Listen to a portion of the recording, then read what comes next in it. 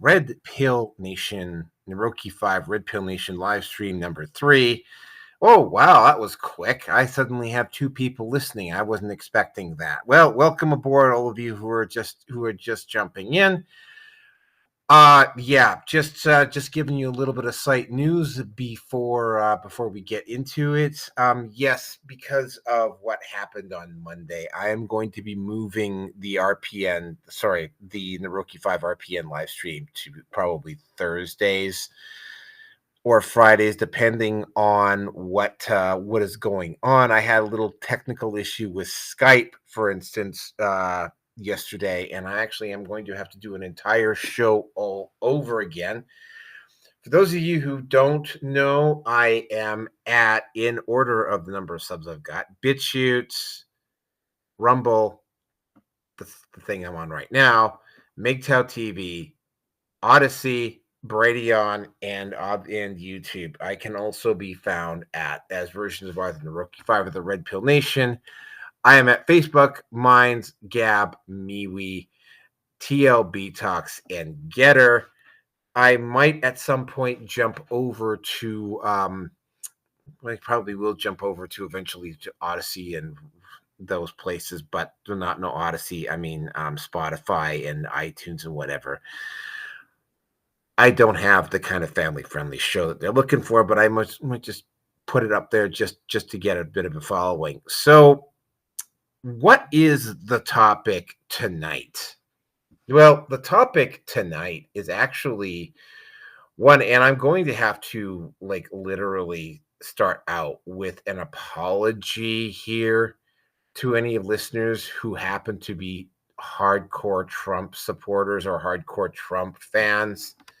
While I am not going to be attacking Trump per se, what Trump is likely going to do in regards to the Manosphere needs to be discussed, frankly and openly. I'm going to be straight out front with you. A lot of this isn't necessarily Trump's fault. It's more the result of the people that are around him. I have never really seen Trump actually take any red pill quotes or whatever. His daughter has.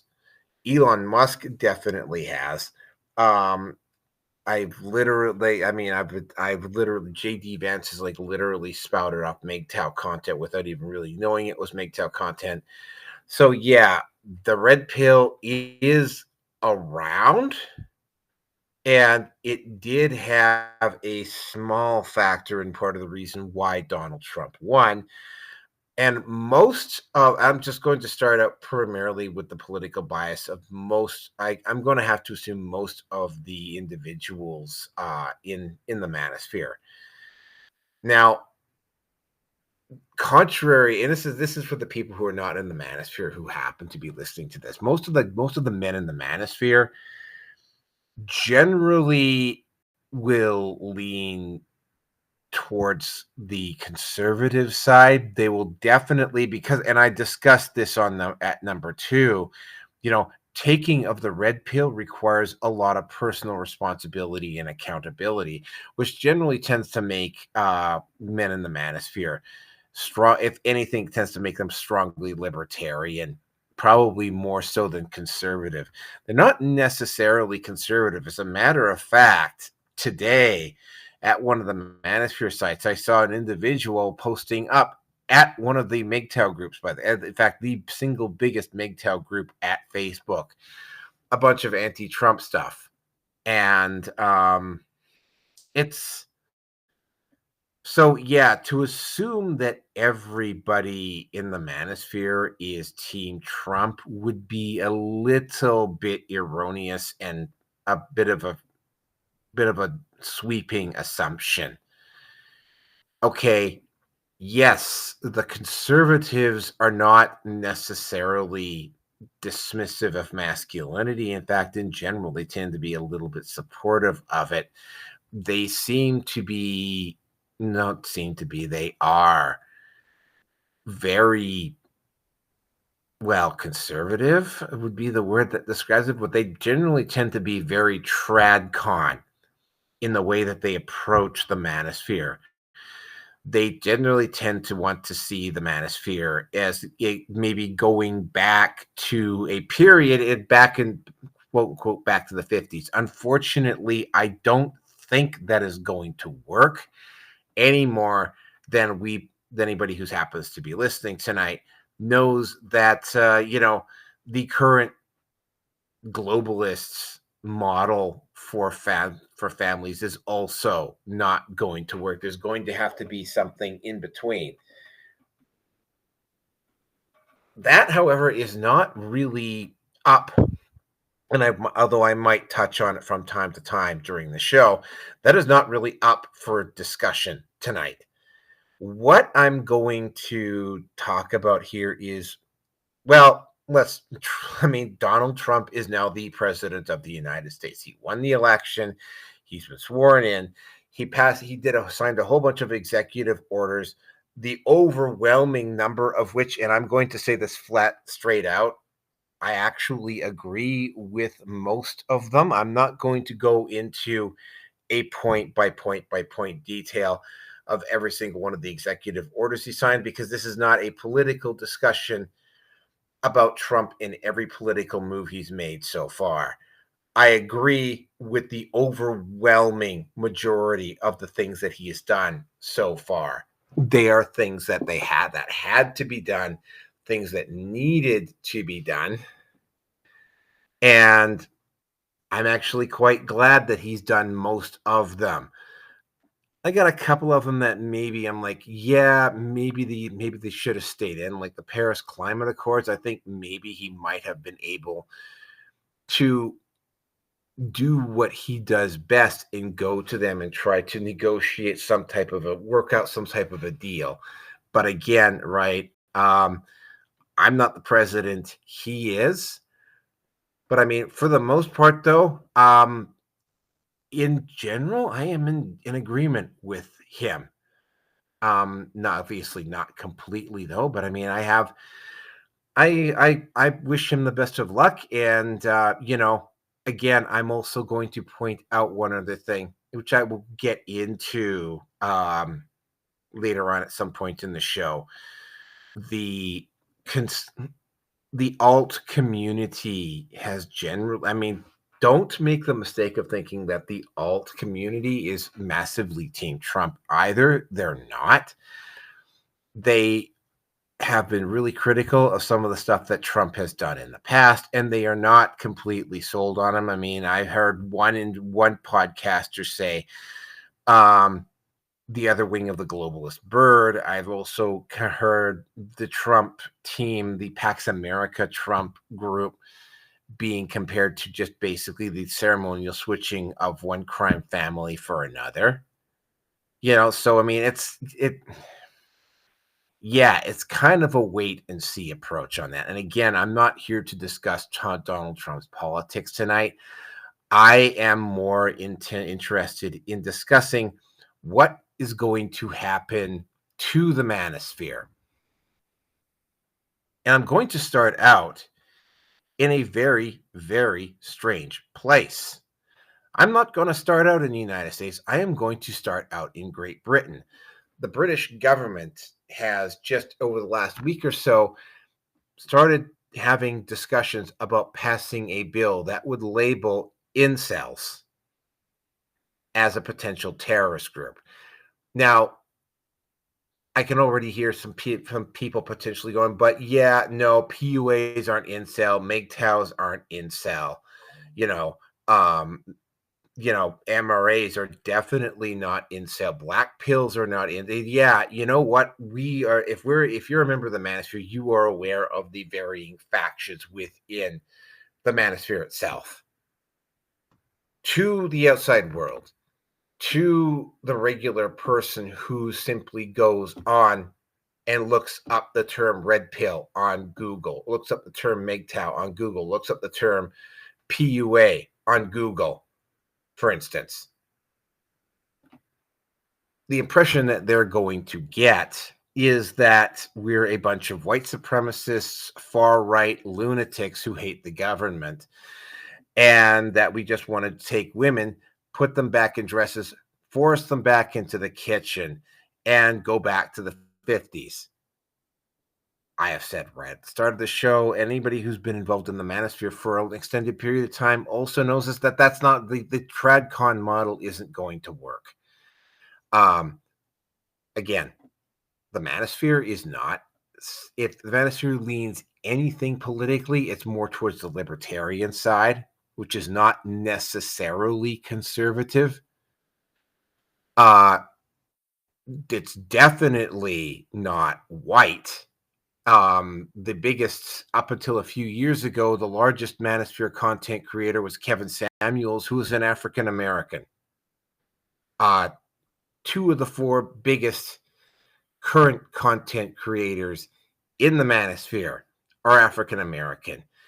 Andrew Tate, who, I mean, it's a bit of a triggering figure with some people inside the Manosphere. A lot of people tend to forget that Andrew Tate is half black. His dad was African American. Well, I mean, his dad was definitely black, that's for sure. So, I mean, it's not white supremacist either. That being put aside, what is going to specifically change? Well, again, right?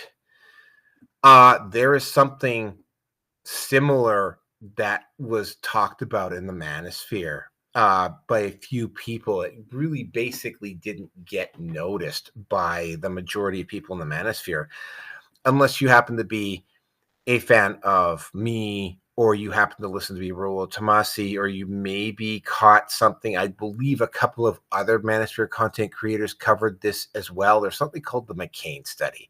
The McCain study is, well, I mean, we've seen studies like this before. It is basically a extremely flawed research paper that is pretty much there to create a justifiable or academic justification for the state having to go after the Manosphere at some point. Now, given what's going on globally right now, and given the fact that the Prime Minister of Great Britain has brought this into the foray, it's not that big of a, don't be overly surprised if the rest of the Five Eyes also don't try to bring legislation like this to the fore, politically speaking. So you're going to see stuff like this being brought up in the U.S. House of Representatives. You're going to see stuff like this in the House of Commons in Australia, Canada, and New Zealand. You're going to start seeing this everywhere. They're laying down the groundwork to try to get the Manosphere declared as a terrorist organization, which would justify the use of force against the Manosphere. And again, right, they're specifically naming incels. But again, right, if you're a member of the Manosphere, you know that the incel, I'm not an incel. I'm pretty sure anybody who's listening to this podcast isn't in this particular podcast isn't an incel either. The situation there is that they're trying to create this. It doesn't matter to them, though. We're all incels. Doesn't matter whether we're PUAs that have a regular stable of women and are getting laid like literally every second day. You're still an incel. You're still a part of the Manosphere, right? People are so stupid, they don't make the distinction between the two. The bulk of the information out about the Manosphere is grossly inaccurate. And because it is grossly inaccurate, it's going to be easier at first for these individual groups, particularly feminists and social justice warriors, because there is an active anti-Manosphere group out there. They're not going to get the direct attention of anybody in the Trump administration immediately. If you were, and this is the disappointing part for all the Trump listeners, all the big time Trump supporters here, if you're expecting that somebody in the Trump administration is going to pick up the ball of the Manosphere and run with it and protect the Manosphere from the incoming attacks that are going to be aimed towards it, you're in for a rude shock. It's not going to happen. That's the bad news. The good news, and this is something that I've discussed a few times, but it's something that I'm going to continue to mention. The information, and I talked about this just a few minutes ago, the information that is being produced about the Manosphere on the mainstream, like Wikipedia and Quora and those places. Like, if you look at that information, the official sources, for lack of a better term, their information is grossly inaccurate, poorly researched, and poorly put together. Consequently, most of the attacks against the Manosphere, and I'm going to actually use combat terms, even though I've never been in the armed forces and I've never seen a day of combat in my life. I'm going to use a military term here. We're members of the Manosphere. We are sitting on one side of the line, and the feminists and all of their other allies, the anti-Manosphere contingent, is on the other side. They've got all the money, they got all the toys, and then every once in a while, they roll out these big, huge guns, and we all look over at them and we go, "Uh-oh."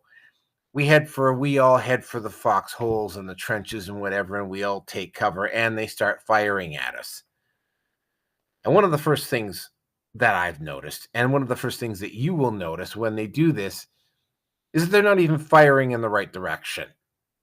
They're firing off a mile to your left, or they're firing over you, or they're not actually pointing these big, huge, shiny toys directly at us and attacking us directly. So we're poking our heads out and we're like we're just enjoying the show, because at that point, that's all it is. And then we look over at the other side and they're like over there jumping up and down and celebrating and going, "Yay, hey, we sure showed them." And we crawl out of our foxholes and we like literally take out our swords and our guns and we go over and we absolutely fucking eviscerate them. Not literally, of course, metaphorically speaking. That's how it's gone so far.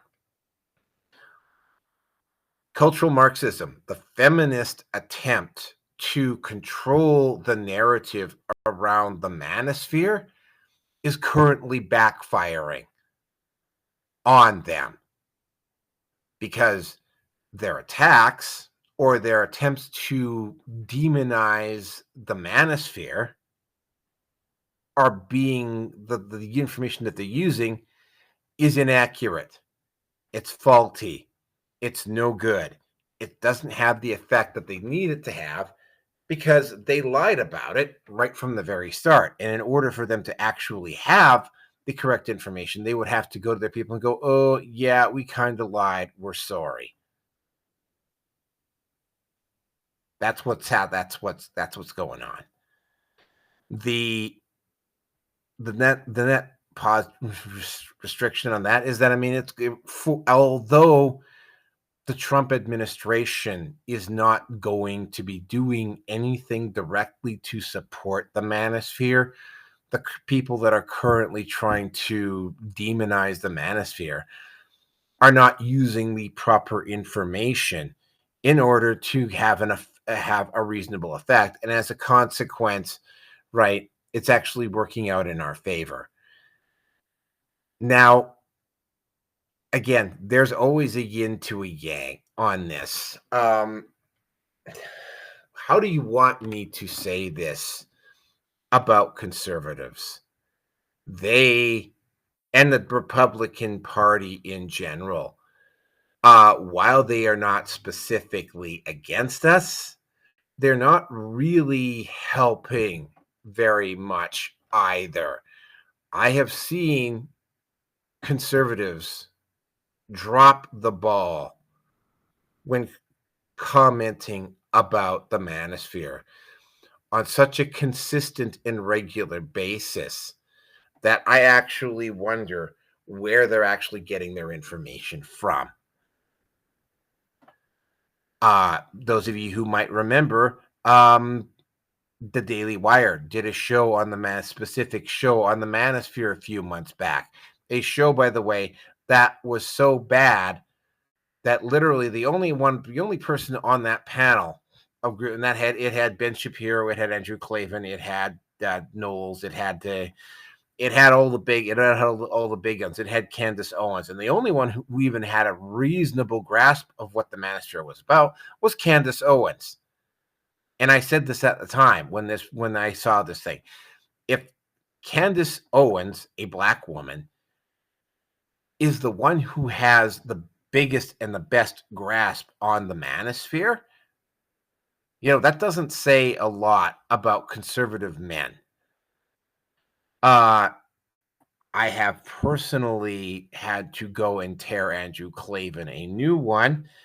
Again, you would have to go onto BitChute, Odyssey, Rumble, or Brighteon to actually find that video. But there is a video on my feed in my feed called "A Response to the Andrew Klavan Mailbag." Andrew Klavan needs to shut his fucking mouth. Pardon the language, but he needs to shut the fuck up. Actual justice warrior.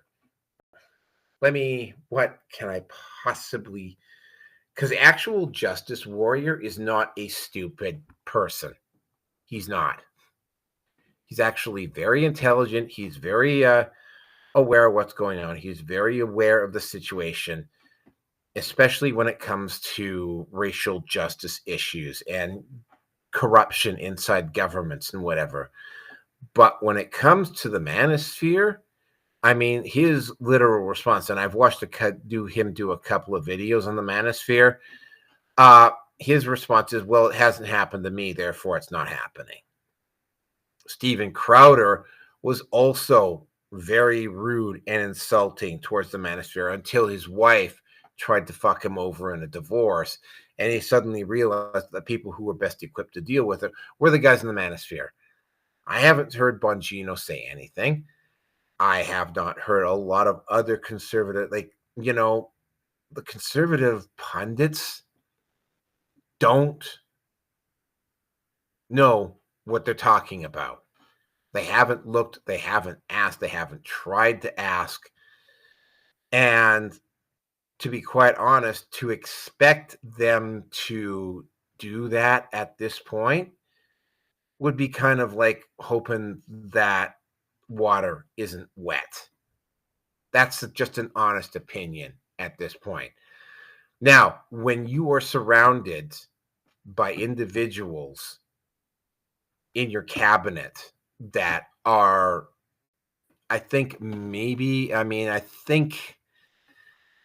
Vance, maybe JD Vance knows a little bit about the Manosphere. I think Elon Musk is definitely well informed on the red pill. But I mean, other than that, I really can't think of anybody else in that cabinet who is aware, even in just as an intellectual concept, is aware of that the Manosphere is an actual thing and that it actually exists.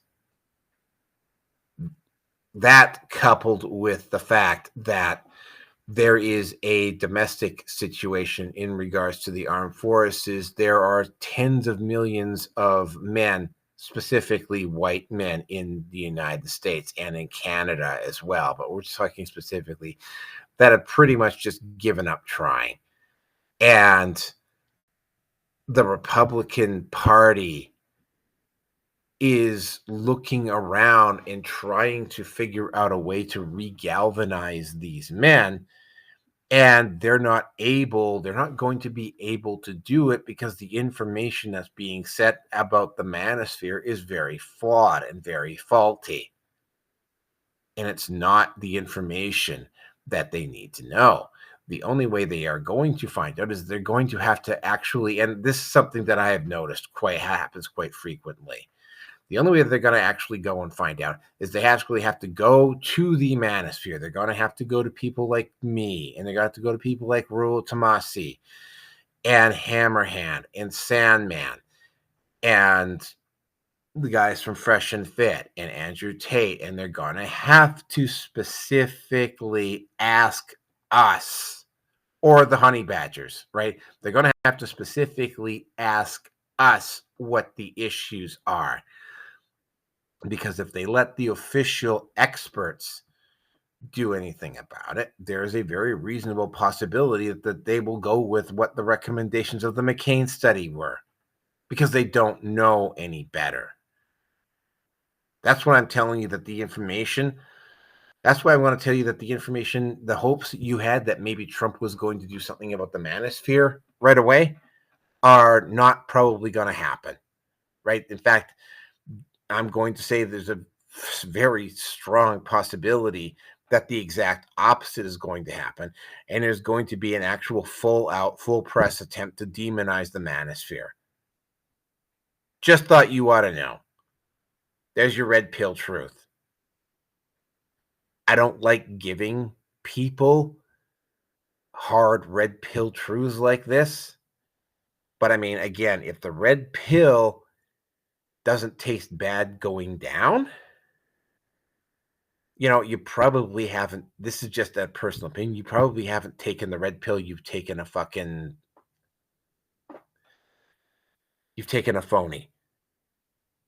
You've taken a fake, right?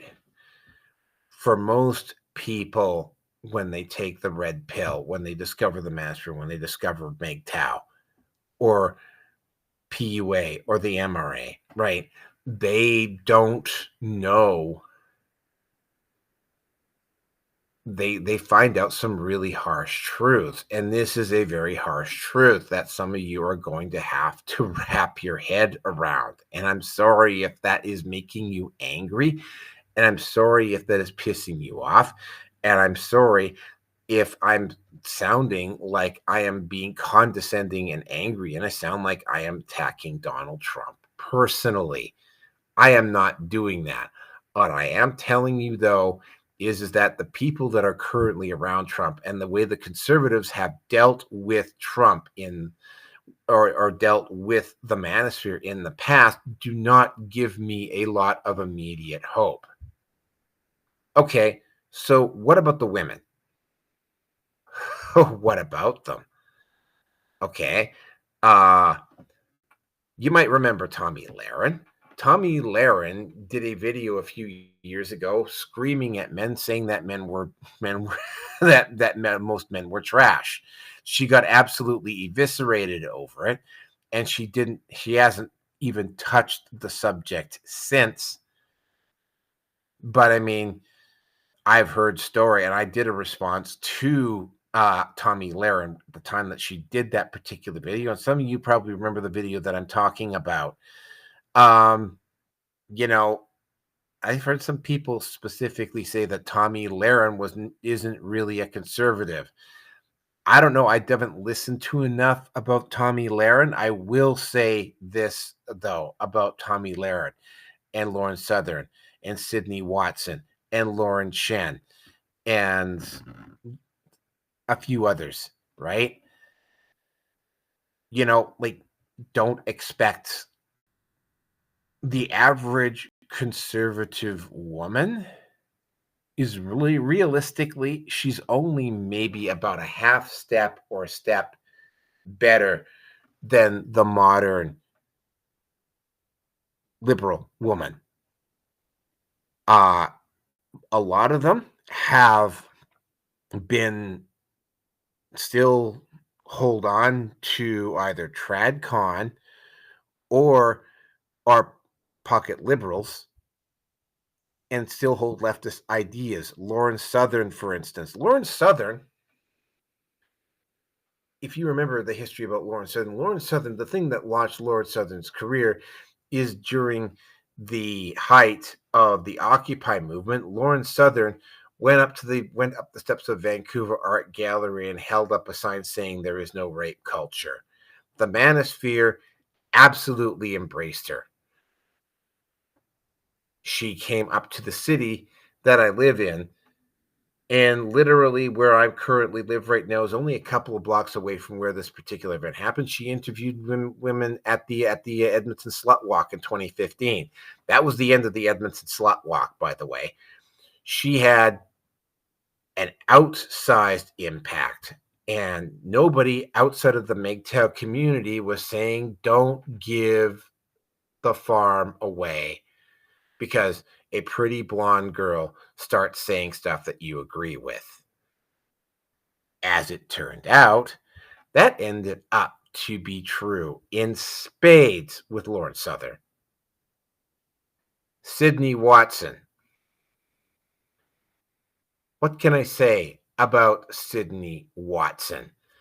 The first person that comes the closest in comparison to Sydney Watson is Anita Sarkeesian. I want you to think about that. If you remember who Anita Sarkeesian is, go look up Anita Sarkeesian, go Google or go to your search engine and type in Anita Sarkeesian Gamergate, and you'll see what I'm talking about. Yeah, it's actually quite the surprise. She went out and she said stuff about the Manosphere that just simply wasn't true. And nobody bothered to nobody challenged her, nobody bothered to call her out, at least not the ones not on the shows that she appeared on. And of course, she completely ignored any critics. Lauren Chen. Well, I mean, there's the whole Tenet thing, which we're obviously not going to get into tonight. But I've seen Lauren Chen upvote unhinged Christian feminists and conservative feminists when they've attacked the Manosphere. Same thing with Shoe on Head. Shoe on Head, by the way, is not conservative, just so you know. I could go on and on and on. The only one I haven't seen actually make a comment about the Manosphere is Eva Vlar. That's probably because Eva Vlar hasn't had the chance to yet.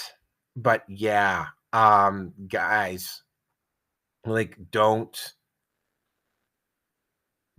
give the farm away because a pretty girl with blonde hair and blue eyes and a nice fucking rack says something that you agree with. Okay? We've had this discussion before. If you've listened to any of my independent content, most women are out for themselves. Most women will say the thing that they think they need to say to get the resources that they need. So, yeah, are conservative women any different from regular women? Very, very slight. And yeah, I just think you should, if you're because I mean, I have not heard Trump say anything in regards to the Manosphere at any point. In fact, I remember in his last term, when last time he was president, in fact, he went out and signed a bill which actually promoted women in tech that didn't go anywhere. I mean, if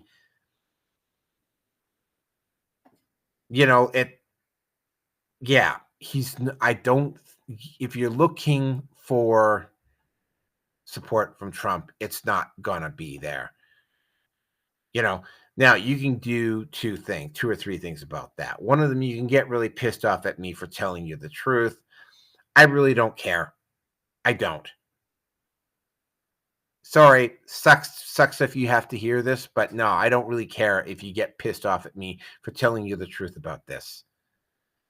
Two, you could take, just like when I've done a video on this before where a guy has said MGTOW, and I've had to put out a video saying if you went MGTOW just to spite her, she's not going to give a shit.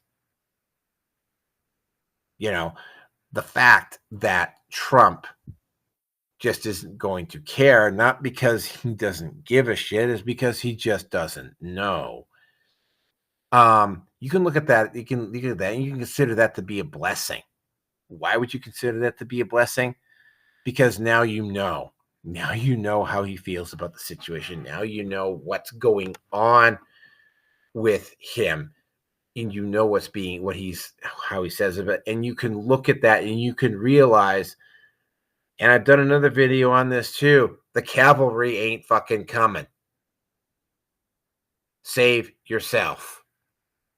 Don't expect the state to come save you. Start making the plans to save yourself now. Because if you're going to wait, if you're expecting that Trump is going to do anything in this area at all, no. What you are going to see is you're going to see more of that you're going to see more of that stunted conservative tradcon rhetoric, which in a strange kind of way is even worse than the dismissive, arrogant, condescending attitude that the liberals have, because, I mean, at least you know where the liberals fucking stand, right? You don't have that guarantee when it comes to the conservatives. You don't.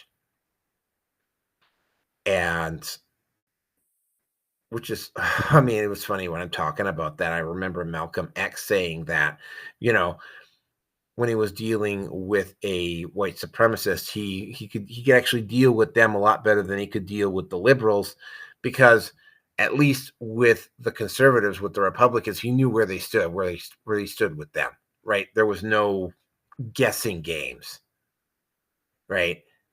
The liberals, on the other hand, that was a whole different ball game. This is like literally the reverse of that. You don't know, right?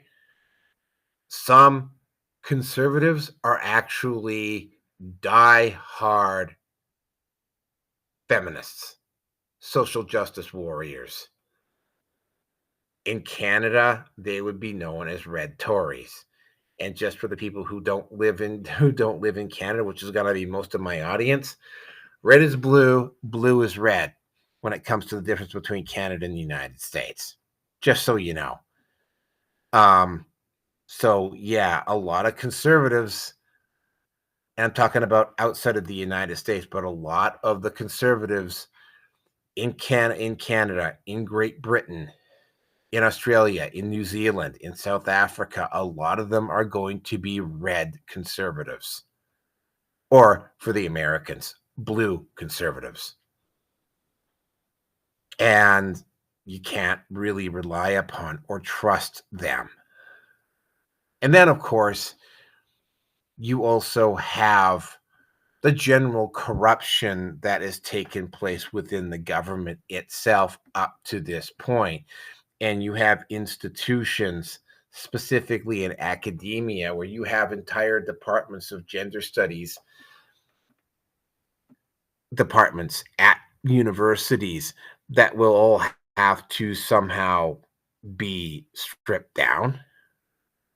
I mean, Robert F. Kennedy is going to, at some point, have to take a look at the medical funding for men's medical issues and start diverting funding to those. I can guarantee you that's not going to happen right away. The military, yeah, they're getting rid of the transgenders. Hooray for that, by the way.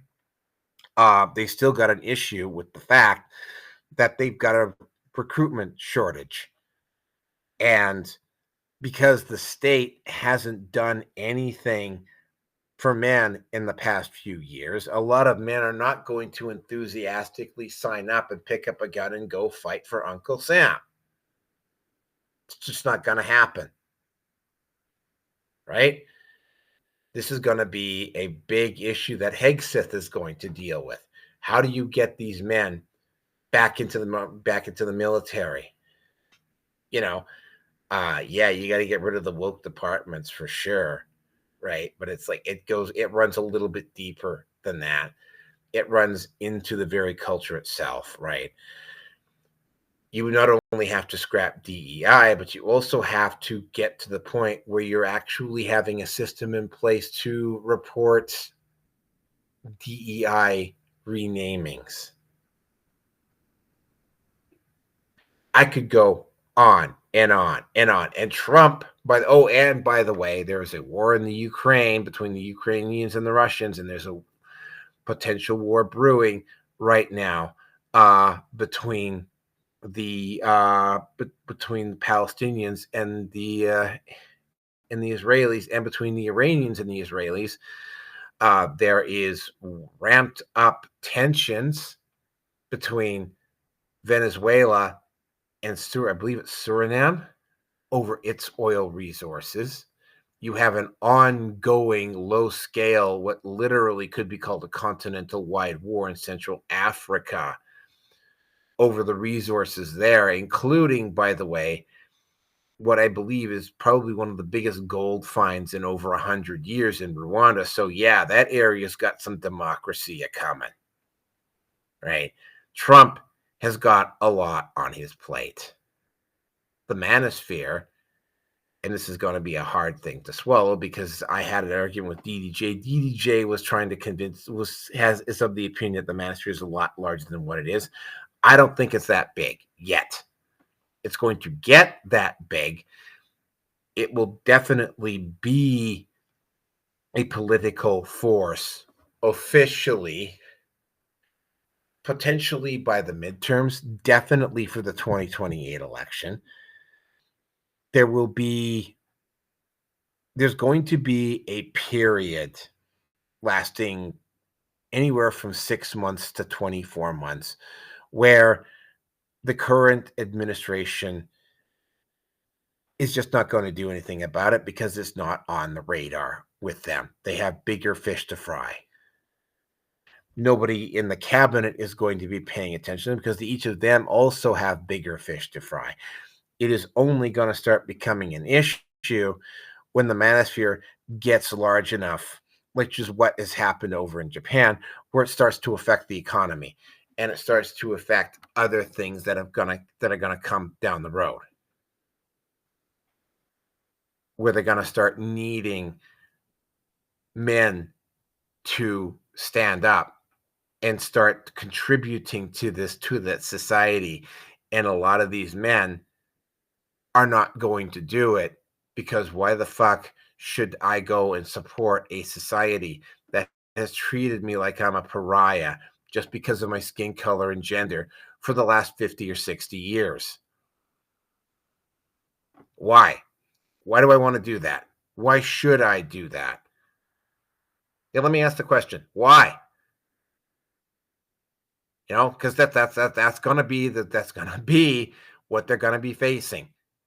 You're not gonna be able to send out a fucking brute squad to try to intimidate these guys back into line, because contrary to the incel stereotype that exists about the Manosphere, a lot of these guys in the Manosphere do not intimidate. I do not intimidate easily. You send out a brute squad against me? I mean, yeah. Couple of them, the only way they're going to get me to comply is if they drag my fucking dead now, because I'll be compliant if I'm dead. Right? Like I see no reason why I should be supporting the state in any kind of war that they choose to engage in. Right? There's gonna come a point where they're gonna need the warm bodies, and the warm bodies ain't going to be there. That's when they're in trouble. That's when all of a sudden they're going to have to do something about the Manosphere. That's when they're going to start to address the issues of the Manosphere. That point, though, is not going to happen today. It's not going to happen in the next 6 months. Probably not going to happen in the next year or two. Probably not going to occur before the midterms. There's a much higher chance of it happening in Trump's second half than it is in his first half. And yeah, they are going to come for the Manosphere. They have to come for the Manosphere. if they don't come for the Manosphere, then then all is lost, because it's like, and here's the ironic part: in trying to come for the Manosphere, they will simply prove the Manosphere right, and it's gonna be, at some point, there's just going to be too many men in the Manosphere for them to put everyone in jail. It's just gonna be there's just gonna be too many of us. So yeah, everything that I'm saying about Trump and his administration, if you're expecting that Trump is going to be the man that comes in and rides in on a white horse to save the day for the Manosphere, it's not happening. I hate to break it to you, man, but that's the truth, right? You can get pissed off about that, or you can embrace that and make the adjustments necessary so that you are not dependent upon the current system to solve your problems for you. A systematic and absolute dead requirement of what happens when you take the red pill. And yep, I mean, again, it's not all Trump's fault. There is just a dysfunction within the conservative Republican establishment that simply prevents them from being able to deal with the Manosphere effectively right now, to be able to use it as an effective tool. That will start to change after the first couple years, when they that will also change with the liberals when they realize that the information that they've been attacking the Manosphere on is faulty and erroneous, and actually did they have the exact opposite effect of what they thought it was going to have. But I mean, it will at some point, I think, probably change. Don't expect immediate help, though. Just letting you know, don't expect immediate help. And that is all I really have to say about Trump and the Manosphere at this point. It's a wait and see attitude. Take what you've been told tonight and use it, because again, it's unfortunate, but it's also very free if you're willing to look at it. And now I am going to get into, yet again, stupid feminist memes. Yes, that's right, folks. We are going to start up with stupid feminist memes again. Let me just get a. Let me just see if I can't get it up. Hit it up here. Hold on a second. All right, so let's just start out with the first one here. All right, number one. This one is interesting. Yeah, hold on. Let me just get it up on screen here for you. All right. Is it up yet? No, it's not up. Come on. Come on, let's add it in. And that's not what I wanted to hear. Okay, come on. Where the hell is it? All right.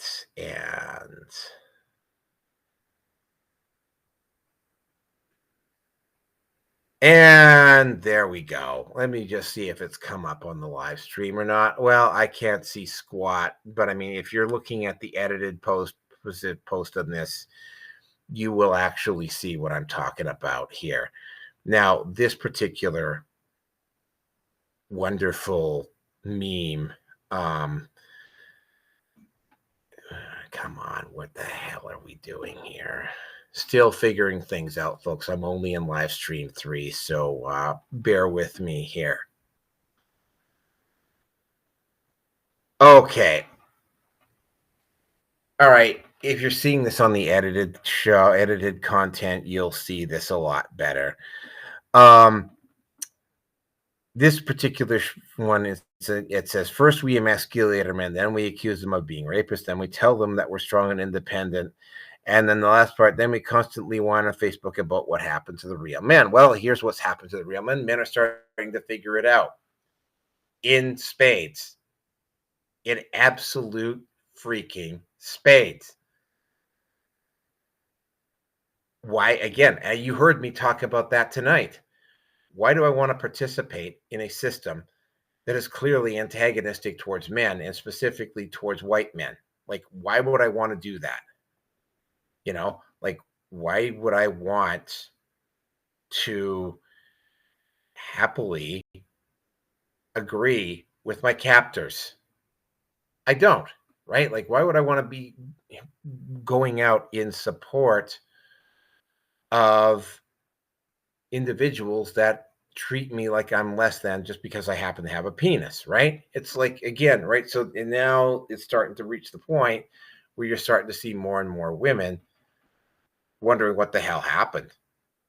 Guys don't want to get married. Guys don't want to get involved in the system. A lot of guys, more and more guys are just dropping out. And it's starting to have an effect on women. The women are starting to notice. They haven't noticed in sufficiently large numbers yet to totally figure it out, but they're getting there. They've had a good run. Feminism's had a good run, 50, 60 years. But the party's almost over for them, right? They're going to waste a lot of time and energy over the next couple of years trying to debase and attack the Manosphere, and it's going to be sound and fury for the most part, signifying nothing. Yes, there's going to be potentially a guy in the Manosphere or two that's going to end up dead. There might even be guys in the Manosphere that end up in jail on bogus fucking charges. But I mean, it's like, and I hate saying this about the ladies, but I'm going to have to say it. Sorry, ladies. You did this to yourself. You went along with this. And yeah, what just sort of like, while I just like for men, right? I cannot take a responsibility for every swinging dick out there. You can't blame every woman for the actions of an insane few. That being said, every single female, though, went along with this, or didn't, with rare exceptions, went along with this, didn't question the narrative, just assumed and assumed a lot of the toxic traits, the toxic feminine, that the feminist rhetoric infused in them. And it's catching up to them now because guys are not going to be satisfied in just sitting in the same role that they were before. And yeah, you know what? You want to accuse me of being rapists? You want to try to emasculate me? You know what? Fine. I'll just refuse to participate in the system. That's my response. Carrying on to the next one. Okay, let's see the next one here. The next one. Okay, where are we going here? All right. Oh, yes. Aliyah Abid. This one is named Aliyah Abid. This one is actually kind of a little bit disturbing, but I have to bring it up here. Otherwise known as Shakya Aliyah, I'm going to also point out something. Do not contact any of the women whose photos are used in the stupid feminist memes section of this video. And let me also include this in it, because at some point somebody's probably going to try. When I say that, no, that is not a fucking secret dog whistle to dogpile her, which is what has been suggested when Jeremy Hambling was doing this. But anyway, Shakya Aliyah. I feel so empowered knowing that any man I hate or even find mildly annoying, I can accuse of drunkenly groping me 35 years ago without evidence, and his life will be destroyed. Thank you, feminism. You've heard me talk about this before. If you haven't heard me talk about this before, where have you been? Any woman that you have been involved with over your adult lifetime has a metaphorical gun that she can pick up and use on you at her whim at any point, even decades later. That's another red pill truth for you there, right? A woman you slept with 25 years ago can change her mind and decide that you raped her and take you to court and have your life destroyed on little or no proof. Have your life turned upside down with little or no proof over an event that happened 25 years ago that you maybe can barely even remember, right? That is the power disparity that currently exists. And except with very rare exceptions, these women are never held responsible for their actions. You don't like what I'm saying? Well, you know what? That's too damn bad. You know what? Because it's true. And if you think I'm lying, well, you know what? There's an actual comment section. There's an actual live chat that nobody has used. So, well, one person has used so far. Feel free to drop something in there if you disagree with me. Next graphic. This one is known as choice. He didn't steal your girl chose him. Few men understand this. Yeah, a woman can't be kept if she doesn't want to be kept. Another way of saying this is that she's not you, you're not his, she's not yours, it's just your turn, right?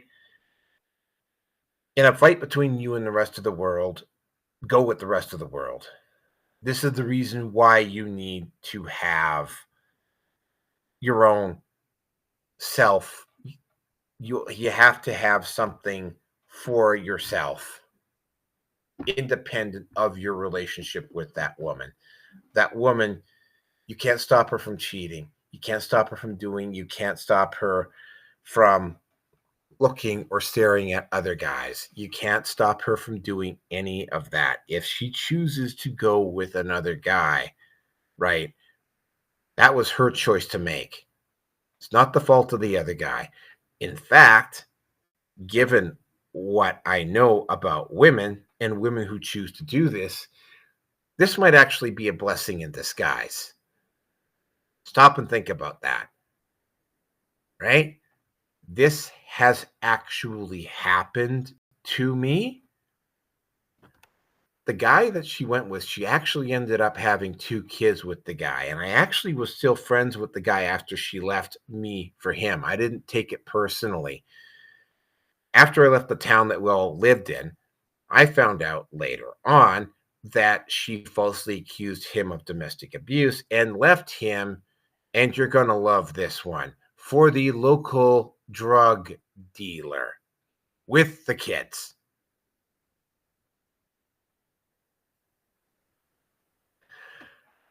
I have not seen him since 1998. If I see him, I won't know whether to laugh or to thank him for taking her off my hands. He has also, because he had kids with this particular woman, has had to deal with parental alienation from her that I got spared of potentially dealing with. Yeah, I'm actually quite grateful that that happened. Next graphic. Next graphic. Oh, this one is just, I mean, I have to be a little bit harsh on this next one. Um, I do. I just do. Um, you know, it's basically a trash can lid saying your crown. You dropped your crown, queen. There's a lot of women out there that have an overinflated value of their worth in regards to men. If you have listened to the whatever podcast or you've listened to Fresh and Fit, you see women that are clearly not tens, marking themselves off as tens. I have seen this happen enough times on the whatever show to realize that this is actually potentially some sort of a collective delusion. It is not your responsibility as a man to correct her delusion. If she has this delusion about herself, the thing that I am going to process to you is, you need to think about where else this delusion shows up in her life. And is it going to get in your way of you doing what you need to do? Or are you willing to live with this delusion? Especially if you have kids. Are you willing to live with this delusion? Yes or no? Right? That's gonna be a very awkward, uncomfortable answer to deal with. Hard questions, right? Because delusions, sometimes they're harmless, sometimes they're not. And the ones that aren't harmless can dramatically alter and damage your life and where you are going in your life. They're not funny, they're not quirky, they're not cute if they're fucking toxic. You know, like, do you want, or even worse yet, you're walking into an environment where everybody knows that you're in a fucked up relationship and you're getting that look from some of the people that you work with or some of your associates. And you know why you're getting it, but they're not saying anything. There was a video that I did a few years ago. It actually got over 1,000 hits on my old YouTube channel before it got taken down. And it involved a woman who was going to turn her son into a full-blown male feminist. And her next video, she was stunningly and bravely accusing everybody who attacked her for treating her son like he was going to be a future rapist into some diehard alt-right white supremacist.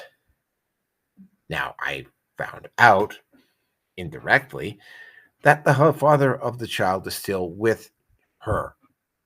Now, I pointed out at the time, and I'm hopefully he read this, or hopefully he listened to watch this video, and he realized, right? When he goes to work or he's around his family, they're all giving him that, especially after she made that video, they're all giving him that look. And if you fucked up on the job site, or if you fucked up epically, the looks. I've gotten it over something, right? It's like, why they're doing it. It's fucking embarrassing, isn't it? Right? She embarrassed the fuck out of the dad. And of course, the son, and this is something else that I pointed out to the mother, because I actually got a couple of downvotes on this one. Pointed out to the mother that the son, by the time the son is old enough to start thinking for himself, there's going to be a very active, very strong manosphere around that's going to be able to figure out what the hell's going on. And when that happens, she's going to have a lot to explain. Like, why, Mom, did you treat me like I was going to be a future rapist when I wasn't even out of my fucking diapers? When I couldn't even conceive of gender? Just saying. Next graphic.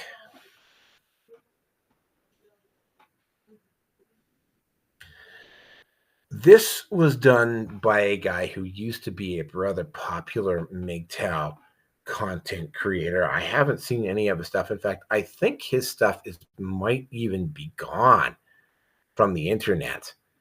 But he was known as D for Darius, another African American MGTOW content creator and a very well known one who disappeared. But this needs to be said. If women weren't sexually attractive, men wouldn't bother talking to them. Women are boring. Men are more interesting and overall better source of conversation than women. You wouldn't waste your time talking to a woman unless you wanted to have sex with her. You know what? I realize there's probably a few politically correct people that are going to be watching this, and I'm going to say, I'm just going to just say it to you, man. For the most part, it's fucking true. If you think I'm lying, go watch a couple of episodes of Fresh and Fit. Go watch a couple, or even better yet, go watch a couple of episodes of the Whatever podcast. With very rare exceptions, most women on those shows either have really dumb opinions or have canned opinions, and a lot of the time they don't even know what they're talking about, and some of them clearly don't even have touch with reality. Yeah, you'll get the odd feminist in there who will of course spout off rhetoric which is very easily debunked. You'll get the odd black racist chick who tries to pull the white scare. You can't be racist towards white, even though there is a clear, defined definition for what racism is that doesn't exclude white people. You'll get that. But for the most part, most of the women that come on the show are just boring. And not, I wouldn't necessarily say stupid, but they're boring. Their fucking opinions are canned. Their information is faulty. And most of them don't really have a lot of interesting things to say. There are exceptions, of course. For the most part, they don't have anything interesting to say. And I'm already hearing that word in the back. Oh, well, not every woman is a OnlyFans or Instagram model. Yes, that is true. That's actually very true. Here's the thing, though.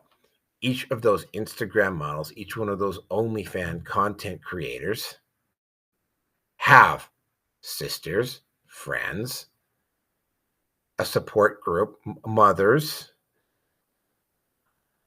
best friend, co-workers, etc., other women from which they collectively gather these opinions from when they come before they even come on to the show.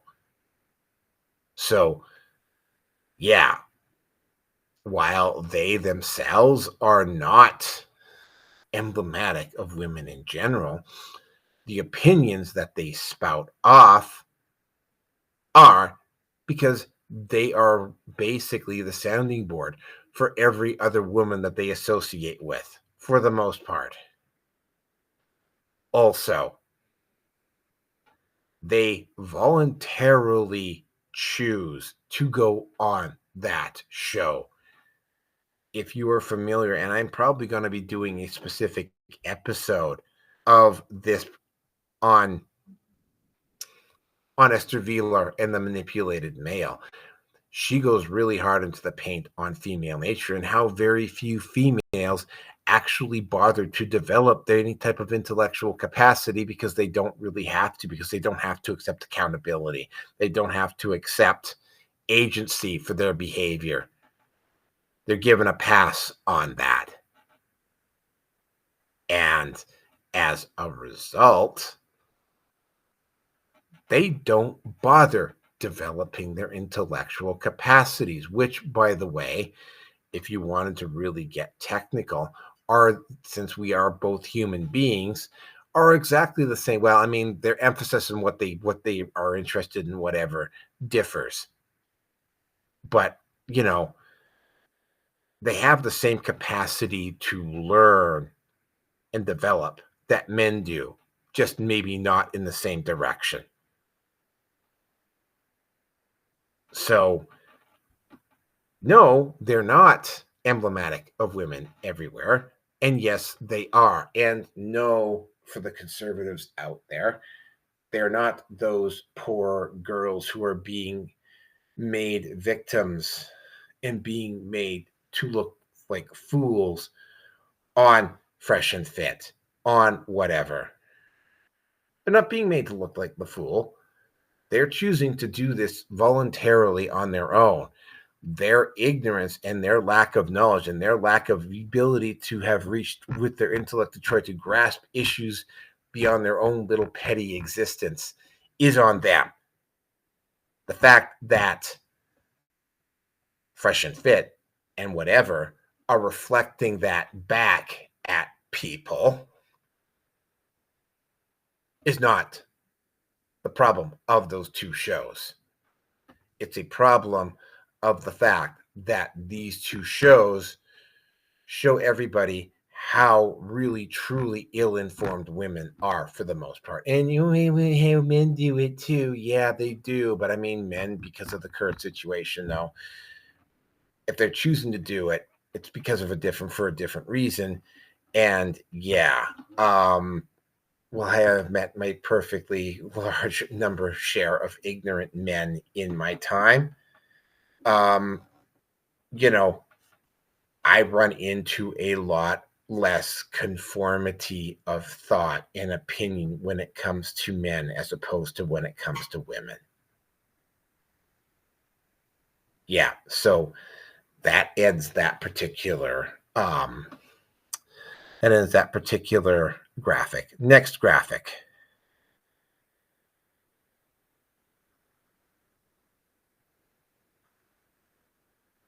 Oh, this one is for D. Snyder.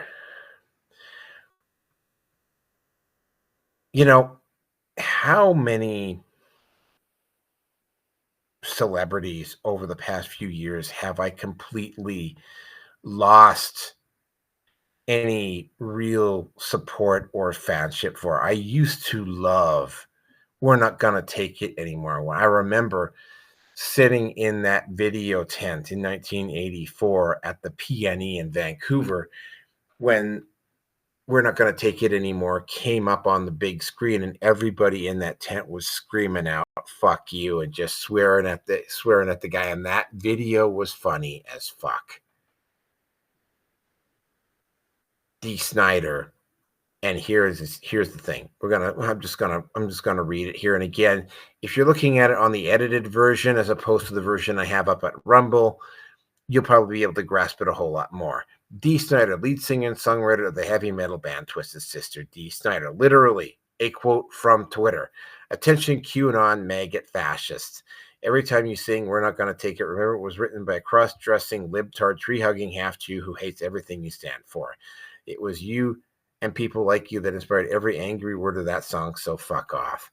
Okay, well, first of all, not everybody who is a QAnon is in support of MAGA. In fact, a lot of them aren't. There's no way. I mean, they keep trying to compare MAGAs or people who wear the red hat to fascists, and it just fails every time, because anybody who knows anything about history and how politics works knows that there is not any real direct comparison between the Republicans and what they're doing now and what the fascists did, say, in Italy during the Second World War.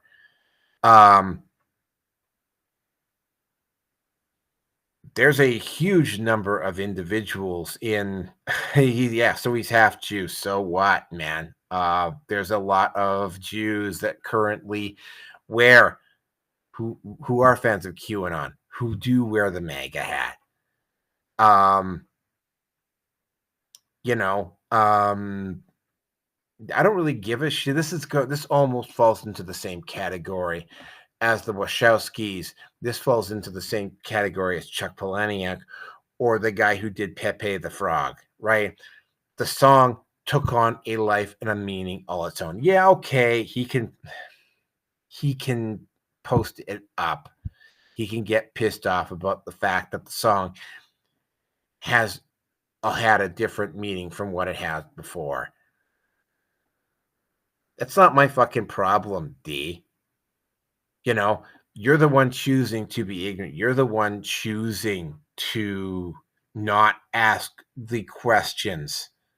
Like, for instance, when Edmonton had the protest about 15-minute cities and you piped up because they used that song, you know, those people were there protesting the fact that they were going to try, and they're still trying to do it, by the way, here in the city of Edmonton. They were trying to impose the 15-minute city here. And the 15-minute city thing is designed to keep people contained inside certain areas, right? It's not, I mean, it sounds all nice and fluffy on the surface, but when you start peeling the layers away, you know, like you're basically, it's an attempt to confine people who live in certain areas to those areas, and you can't get out of those areas unless you have proper, for lack of a better term, the right social credit score to do it. So this is this is a clandestine attempt to turn metropolitan areas into like quasi prisons to control the population. If you're too stupid to ask, if D is too fucking stupid to ask the right questions, that's on him, and he can fuck off. So yeah, D, fuck off. Next graphic.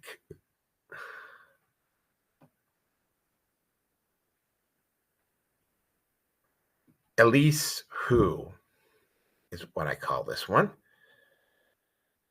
We really underestimated the Joe Rogan bros and the Manosphere generally. Oh, well, first of all, Joe Rogan is not a member of the Manosphere. He never was a member of the Manosphere. In fact, he's generally been quite critical of the Manosphere. So there you go. Yeah, you damn right you underestimated us, and you're going to continue to underestimate us because the information that you have to try to use to try to take us down is completely faulty and false and is not really what the Manosphere is about. And in order for you to change that, the people who are feeding you that information will have to admit to you that they lied. In which case, they're as good as dead. See, cultural Marxism only works if you're able to maintain that stance all the way through the operation. Thanks to the internet, that ain't happening. As is right now. I am live streaming on Rumble, the number one alternative to YouTube.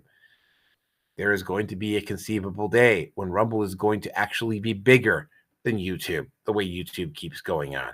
So yeah, they did underestimate us. And here's the ironic part, right? There's also feminists out there that try to still dismiss the Manosphere as just a bunch of online incels that live in their parents' basement. So which one is it? Are we the big unified group that put Trump into power, or are we the losers that are still living in our parents' basement? Which fucking one is it, Elise? Who is it? Which one is it? I'd like to know. Get back to me. And again, yeah, don't contact this person. Don't contact this person. I really don't give a shit what she fucking thinks. Next graphic.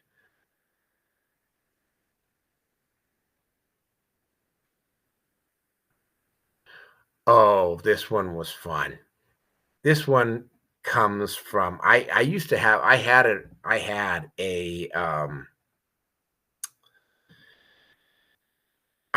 a sort of like mock parody magazine article like this called American Mangina, and it was quite interesting. Yeah, divorce, marriage is basic. It's like, I remember when it was like every weekend in the summer, I would usually, up until probably about 2016, 2017, I would regularly see wedding parties with cans driving down White Avenue. I didn't see a single one last year. In fact, the last time I saw one, I was actually kind of surprised. Um, Marriage is not what it's cut out to be. It won't likely change in their lifetimes. As a consequence, the population is going to go down, which is why they open the door out to immigrants. The only problem is that the immigrants are also going to end up falling into the same trap that the current population has fallen into. Are all women like this? Well, again, right? She doesn't love you for the same reason you love her, right? She loves you for what you can do, for the protection you provide, the provision that you make, right? Um,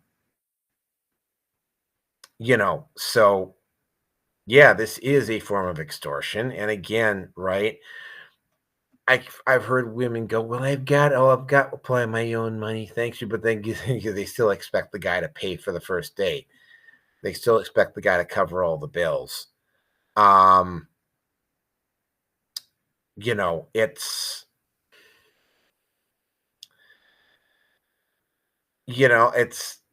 it's this is an uncomfortable, thorny topic. The only way I'm ever going to get married is if you put my now at that point dead and rotting body in a corpse and drag me up the church aisle. I am never getting married. I cannot see myself ever getting married today. I cannot see myself ever getting married again. Um, this particular graphic is kind of funny, but at the same time, a lot of this is true. You have guys like PJ Washington, whose mother of his son, Brittany Renner, drop him like a used dish rag the moment the son was born, and tried to literally tried to ding him up for $200,000 a month in child support. I don't think she got quite that much, but I mean, yeah, it was quite a bit. Women like this exist, and at some point I can envision myself doing a video on how to spot gold diggers. Women don't like the fact that they're being exposed as gold diggers.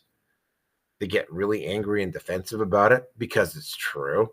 Not every woman is a gold digger. You have to treat everyone until you know what she's like. You have to consider that as a possibility because they are a significant portion of the population, which is also, by the way, one of the reasons as a MGTOW, it is strongly advised that you quote unquote Clark Kent yourself in terms of your appearances. Just saying.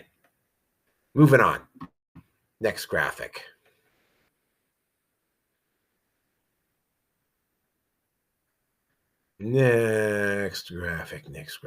Next graphic. Oh, this one. This one was actually done by a male feminist. This one was actually kind of disturbing and just like really seriously out. I got nothing really very positive to say about this particular graphic. I will say worst first date fears. By the way, this was posted up at a male feminist site. I really seriously doubt, but keep in mind, Lainey Molnar has been noted for putting up cartoons like this in the past.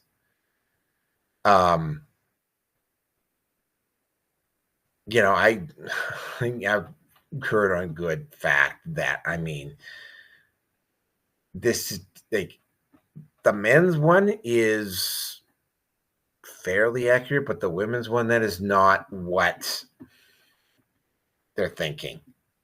especially if they like the guy, right? They're not thinking about their personal safety. They're definitely not thinking about rape and murder as they're going to these people. This is what I was talking about when I'm talking about stupid feminist memes. This one was done by a male feminist. Well, not a male feminist. This one was posted up at a male feminist site, but it was done by a feminist, right?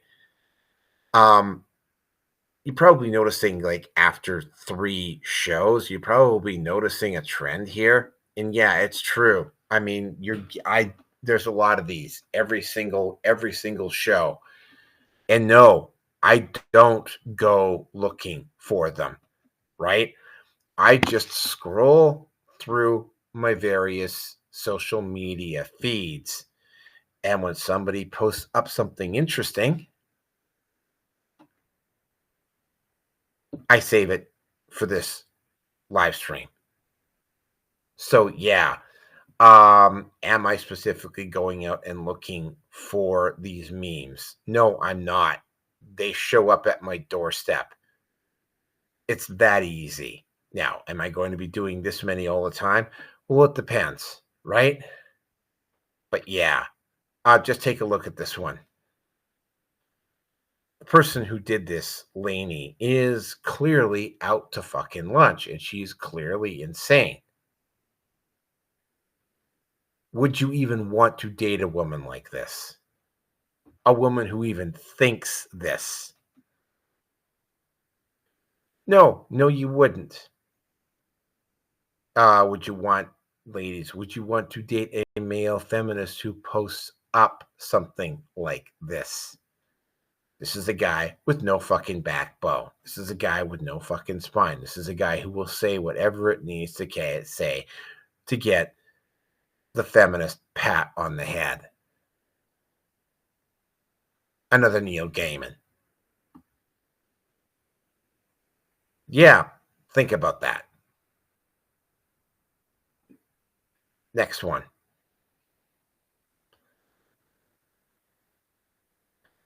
Next graphic. There is one that I'm definitely looking forward to having up. Oh, God, it's this one. What? Yeah, I gotta just say it. What a fucking self-centered, self-important bitch and asshole this particular women were. Let me just see what it says here. She says the BLK guys that were nerds in high school and got rejected by women for the drug dealers need to get over it and date them down. We were victims then, they preyed on us. You chose to do this, right? I'm not sure who this person was when I found this graphic. This is a woman on Instagram with apparently 1.6 million followers. This is what I was talking about when I was talking about fresh and fit and whatever, right? Just absolutely fine. I mean, to assume that guys stay in the, like, high school fucking sucked, man. High school is not the metric of where you want to be in the real adult world. No, again, I've said this a couple times tonight. Or, I mean, I've said this a couple times already in the show. Don't dig through your old garbage. I mean, why the fuck do you want to go back to a woman who treated you like crap before, right? Faded near the end of her fertility in terms of her eggs. Her looks are starting to go, right? She treated you like crap. And now she believes that she is somehow entitled and that she is somehow the victim because of her own stupid. This is what I'm talking about, lack of accountability, because of her own stupid choices, because of her own unwillingness to be accountable. You want me to come in there and rescue you from the consequences of your own fucking stupidity. No, it's not going to happen. You made this choice. Don't have to fucking get over anything. I moved past it. It is no longer relevant in my life. And some woman that treated me like crap 5, 10, 15 years ago does not get to come back into my life and act as though they were just, you know, that they're somehow now entitled to my money, my time, my attention. You made your bed. Okay. You chose to go with the tatted up dude, bro. You chose to fuck the tatted up dude, bro, for reasons which were co-signed by all your friends. And now you expect me and other guys like me to come in here and clean up your mess for you? Ah, fuck you. I realize that sounds angry, but seriously, fuck you. This is your mess. You made it. You sit in it. You deal with it. Right? I'm not going to be the dad to someone else's fucking kid. It's not going to happen.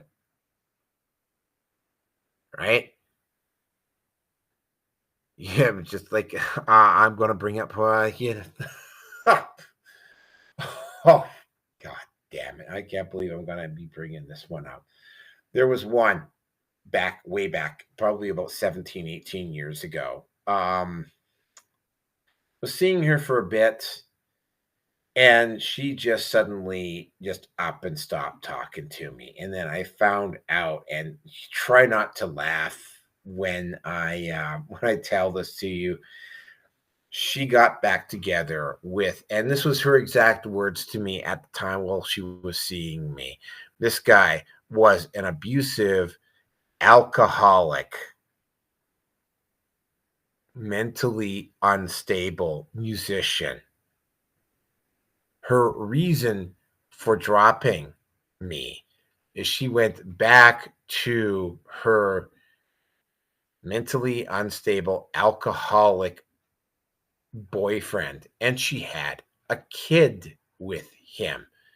She is now in another time zone doing crystal readings, and she married a beta provider whom I, by the way, I have, when I was on those rare occasions when I do actually kind of drift by her site, I never see any mention of the guy. So there's a possibility that she may have divorced him and just used him for resources. Another bullet missed. I'm not there. I'm not cleaning up your fucking messes, right? You might find some other simp that would be happy to do it, but that simp ain't gonna be me. And if there's anybody that you try to charm that's near me, I'm going to let them know the truth. You can still choose to go there if you want to, but would you want to?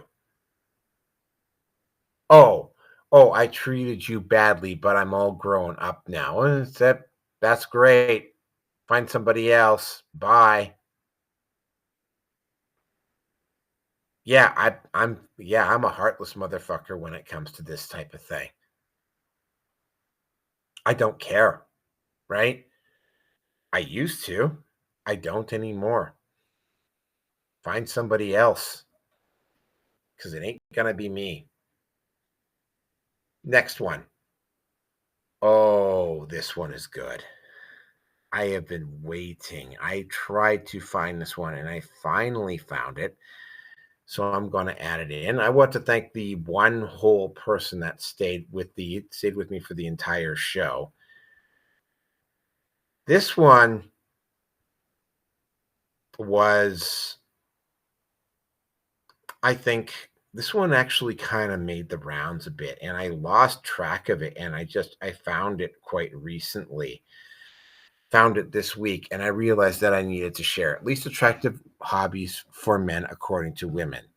Well, let me just start out by saying right off the top, I don't live for your fucking approval or validation anymore, ladies. So I will do the hobby that I deem to be best for me, not what you decide is best for me because it serves you. Least attractive hobbies for men, according to women. Playing video games. Hell yeah. Collecting figurines. Well, I don't really collect figurines. I'm not into magic tricks. I do have an all, well, obviously. I mean, if you're watching this, I obviously have an online account. I don't gamble. Don't build model trains. I actually might have a couple of figurines that I might actually grab, though, because, you know, don't do taxidermy. Um, Used to be a big comic collector. Don't know why some guys are into bird watching. Guys, if you're in the Manosphere, why are you even taking this into consideration? I mean, Liz Wheeler had a very long spiel about this particular thing and about how she disapproved of everything on this. On this, fuck Liz Wheeler. Yeah, Liz Wheeler, fuck you. It's not about that. Women broke the social contract, not us. So, you know, in light of the fact that getting married is not what it's cut up to be, guys are going to fill that time with something that is fun and productive for them. For a lot of guys, that's going to be playing video games. You want us to stop playing video games? Make the fucking juice worth the squeeze, ladies. That's all I'm going to say about this. I do not live my life by the approval of what women decide what is best for me, because ultimately what it is that they're doing deciding is what is best for them. And again, Esther Wheeler goes hard into the paint on this, right? That's why this stuff is looked down upon, because it doesn't serve them. But why would we want to serve them when there's not really any juice coming out the other, where there's no respect, no honor? It used to be a big deal to be able to birth and raise a family. You know, now the state does it for you. Like, why would I even want to go there, right? Why would I want to subject myself to the whim of somebody who can just like what happened? Why can I not remember the guy who was,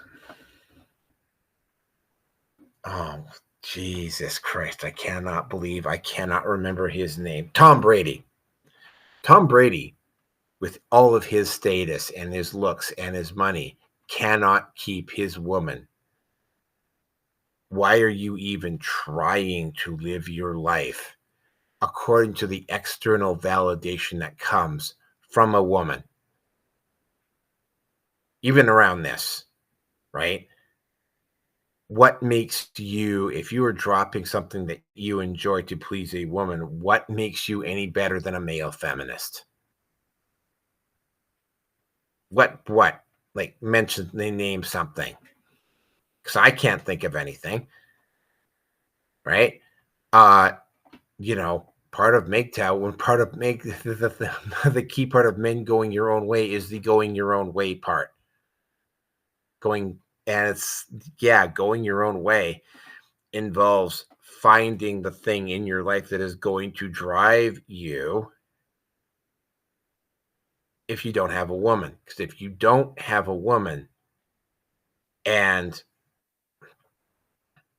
you don't, and you decide you're not going to go there, you have to fill it with something else that gives you some type of passion and purpose and meaning in your life. Doesn't necessarily have to be playing video games, but it has to be something. And that something is not up for her to decide ever again. Next graphic.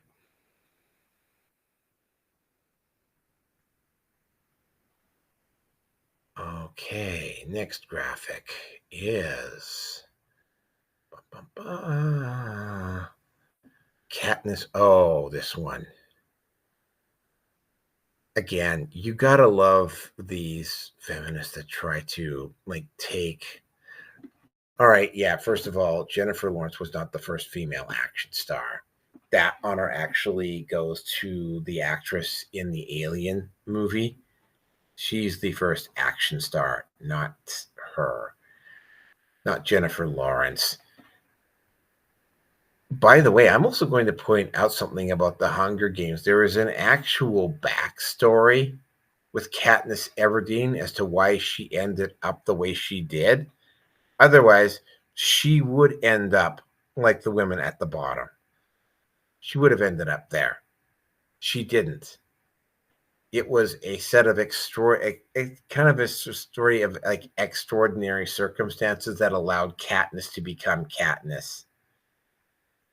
A slightly different version of the story of reality, and Katniss Everdeen would have been like one of the three prostitutes down at the bottom. And that's how most women would deal with economic collapse. And again, because a lot of other women have not bothered to reach for their intellect, have not bothered to develop their intellectual capacity in any form or fashion. This is the only value with which they have to offer. So even if you do, quote unquote, rescue one of these girls from the clutches of her pimp, what are you getting? That's the reason why you don't date, or it's strongly advised that you don't date porn stars or prostitutes or strippers or escorts, right? Because there's a whole bunch of other baggage there. And of course, also the high body count, which has issues above and beyond just like social diseases. So let's not kid ourselves here. They won't, you will get the occasional Katniss Everdeen, but the overwhelming number of women will be like the ones that down at the bottom if there's an actual economic collapse. What guys have to do in this particular situation, if there is an economic collapse, they have to have a bug out plan. They have to have a skill, or they have to have an ability that separates them from the other men around them, enables them to keep living and being productive and not have to worry about being put in a compromised position, which is what the women down at the bottom of this graphic are, is compromised. They have to do something they don't like. They have to deal with men they don't like, that treat them badly, just to survive. Katniss doesn't. This graphic just as easily applies to the men as it does to the women. That's all I'm going to say about that one. Going on to the next graphic.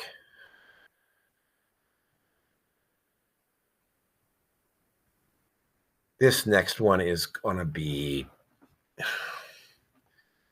well, this one is, because this is one I've been meaning to respond to for a while.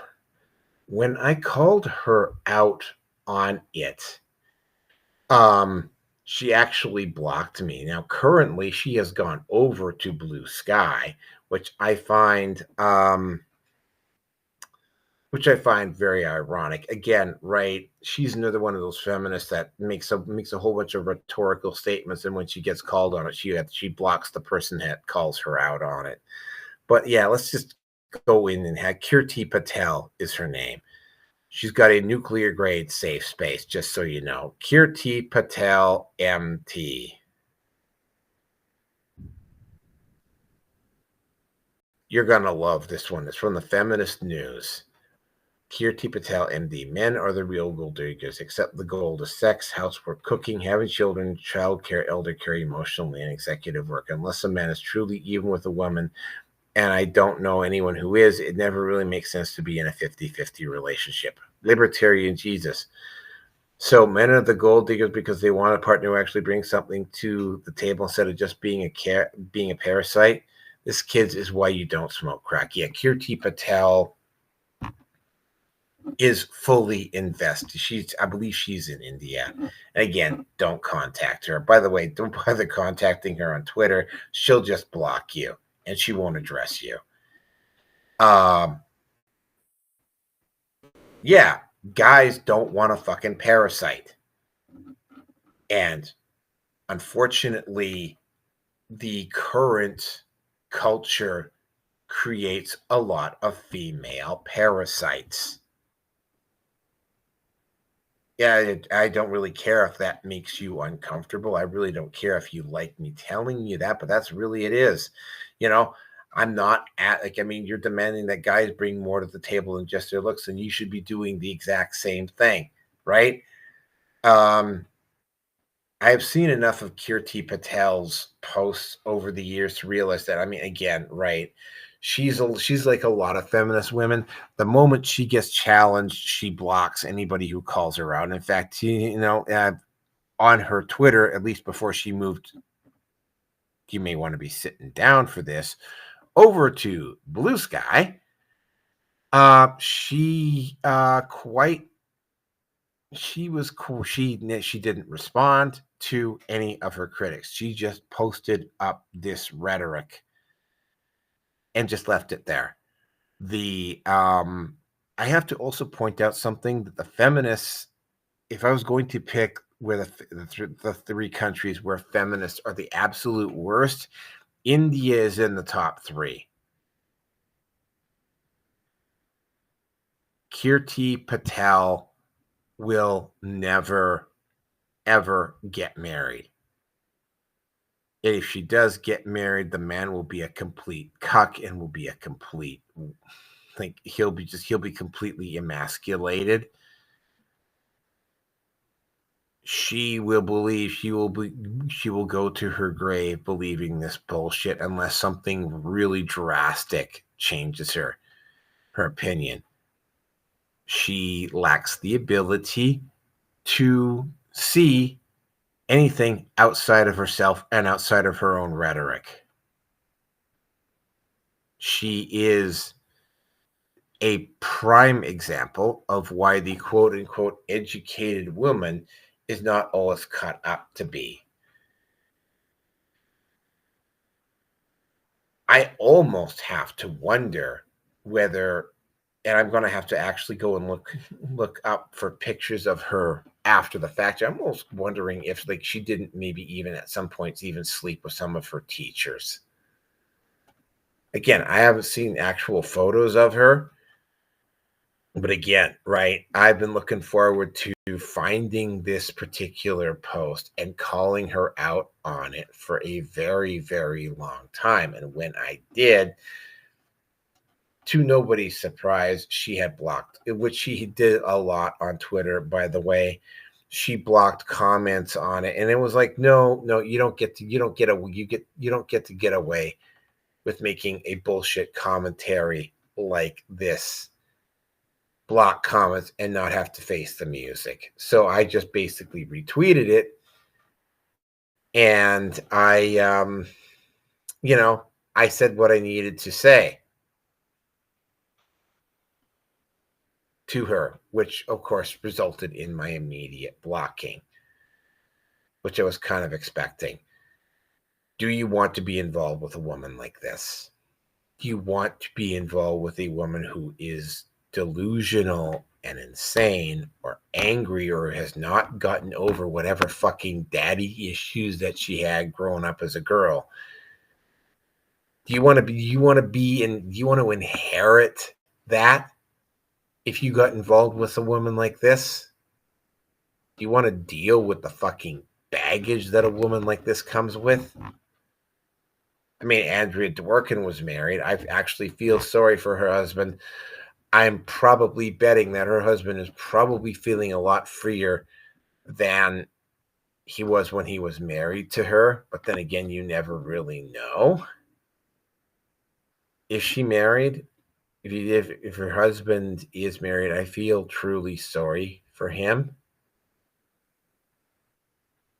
Um, Kirti, because I know because you're really self-absorbed that you actually go around and anybody who makes a commentary about you, you actually listen to. So this is me talking to you because I know you're going to listen to this, right? Karma is a very big thing in India.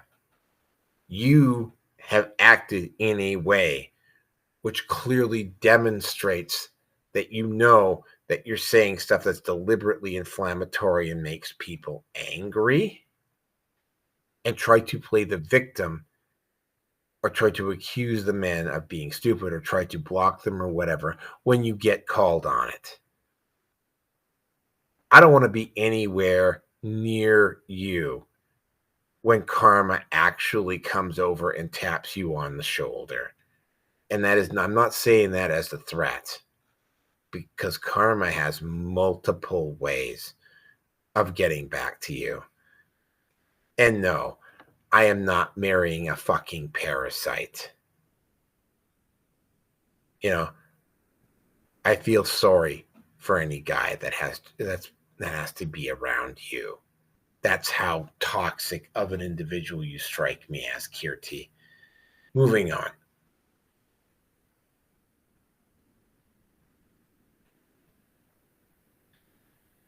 Almost there, folks. Just about there. I want to thank the one person who was actually brave enough to stick with me the whole way through. Oh, yes, Medusa. I've already covered this one before, but I will cover it again because this one really seems to be kind of making the rounds in feminist communities that they are going to somehow have the ability to physically strike back at men. Uh, I'm going to say this again, Risha Chad. Um, Who's going to enforce it? Do you think you're going to be able to do it? No, I don't think you're going to be able to do it. Do you? I think you're going to get male feminists to do it against us men, red pill men, the guys in the manosphere. Nope, that's not going to work. They will be measuring their survival time in probably hours if they tried doing that. In fact, I've got a very, very, if I was fighting in World War II and I was fighting a plane, I would have so many stickers on my plane from male feminists that have tried taking me on over the years that you wouldn't be able to see the paint job underneath. Like they will fall like toy soldiers. Who would you get to enforce your revenge? The only people that you could get to enforce your revenge would be other men, and those other men would turn on you and depose you the moment they got the chance. So, what is this? I mean, you gotta just like you gotta keep wondering. Um, it's actually kind of laughable when women try to post up graphics like this because they just know it's not going to happen, right? Not without substantial outside support, and most of that outside support is either not up to the task or will turn on them at the earliest opportunity. And again, right? I can't because unfortunately I didn't get the name. I might be able to get the name if I go on Skype though. Let me just take a look here. Let me just see if I can't get this up on Skype. so I can get the actual proper name of this idiot. Again, I'm going to have to say this. Do not contact this person. Do not harass this person. And again, I'm also going to say this. No, no, no, no, no. Saying this is not a dog whistle. Richachara, yeah, another Indian woman. Saying that is not a super secret dog whistle to actually go and harass this person. You can take that fucking gaslighting and shove it up your ass. Next graphic.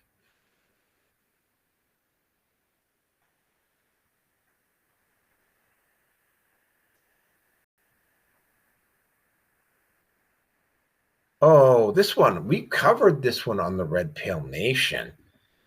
When it happened at the time, she was attempting to pass off a victim narrative, and she just literally picked a guy at random and accused him of rape with no actual evidence to back it up.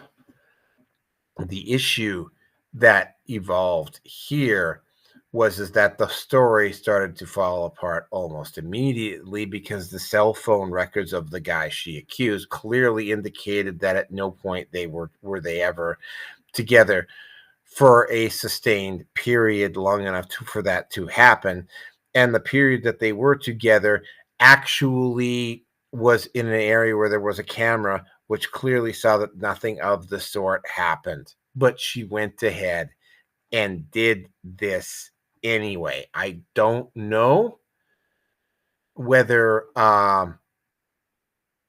what type of sentence she got for this, but this particular graphic clearly indicates the mentality of women, a lot of women out there. If they don't like you, they will accuse you of harassment, or they will accuse you of something just because they can. And of course, there's always enough stupid white knights around that they will actually make an attempt to do it.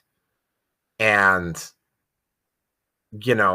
fortunately, the cell phone records exonerated the guy. But again, right? She just didn't like the way this guy looked. That's the reason why she did it. Just think about that for a moment, right? And you want to be involved with a woman. Why? Yeah, why? Why would you want to be involved with him? Again, this guy got very lucky in the fact that he got an officer who was actually willing to investigate the situation as opposed to just simply taking her word for it. There have been plenty of cases where they have not done that with some serious consequences. Contemplate that before I move on to the next graphic. Next graphic. Oh, this is the one with the OnlyFans model. Okay. All right. OnlyFans model arrested after she threatened to marry a subscriber to send her money or she was snitched to his wife. I felt I had no choice but pay the money. I felt trapped. Yeah, this is another one. I can't remember when this happened. The guy, I'm not sure how this one ended up, but I think the guy just got sick of being extorted. Again, right? Do you think the women on OnlyFans give a shit about you? You think that they're there for you? I mean, you're wondering why the AI girlfriends are becoming so popular. It's stuff. It's reasons like it's women like this that are the reason why this happens, right? Um, I know a couple of guys who are married and go on OnlyFans, and I understand why they do it. Um, just remember, man, like you're a thing, you're a resource to that woman. With very, very rare exceptions, most of these OnlyFans models do not give a shit about their fans. I did a I did a video a couple years ago about a guy who spent $10,000 to meet his OnlyFans model. He got a hug out of it. Didn't get laid, didn't get kissed, didn't get anything. He got a hug. And then she went off with tatted up dude bro boyfriend down to Mexico and spent the money. This is what happens. I'm not saying this is a rarity of what happens, but I mean, I have to point this out to a few people. Why are you on OnlyFans? Especially if you're in the Manosphere, particularly if you're in MGTOW. Why are you on OnlyFans? Right? Why are you paying money for this type of a connection? Right? I mean, a porn I can understand to a certain degree, but not OnlyFans, right? It's like there's a line there with me. Like, why? You know why. What are you going to do to make that not be a factor with you? Why are you even telling a woman like this your status? Like, why? Right? Then how? How do I break it? How do I move past it? How do I deal with that energy in a way that is going to move my life forward? Hammerhand talks about that a lot, about controlling your sexuality. That means controlling the energy and directing it somewhere else other than a place like OnlyFans. If you're a MGTOW and you're watching OnlyFans, I hate to break it to you, that's a habit you're going to have to stop. Find another outlet. Look for something else to fill that gap. Dedicate yourself to that. Take that sex energy and drive it into something else. You will be surprised at how much more you will get accomplished when you do that. And that will end that particular metric or graphic. Let's move on to the next one. Don't worry, folks, we're almost there. Almost there. Next graphic.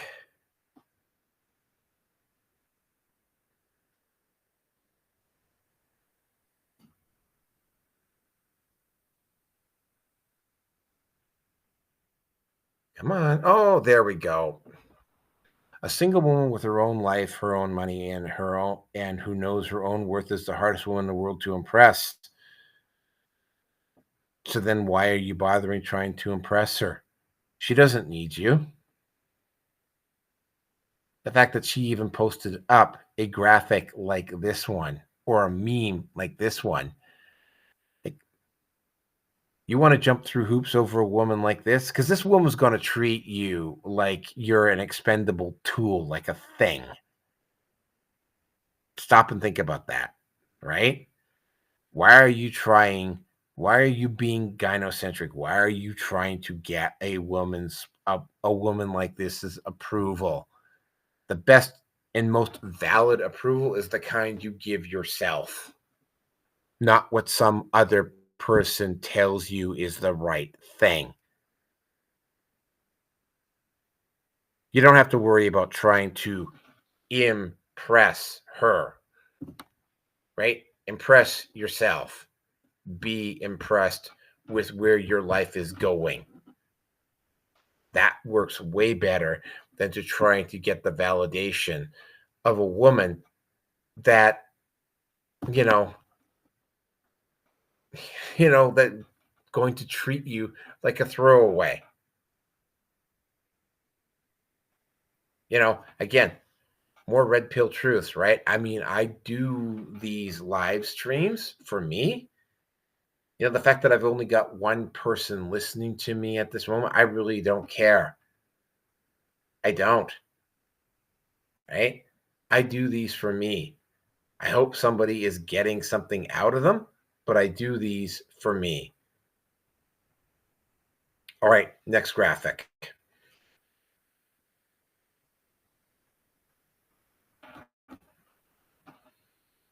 Almost there, folks.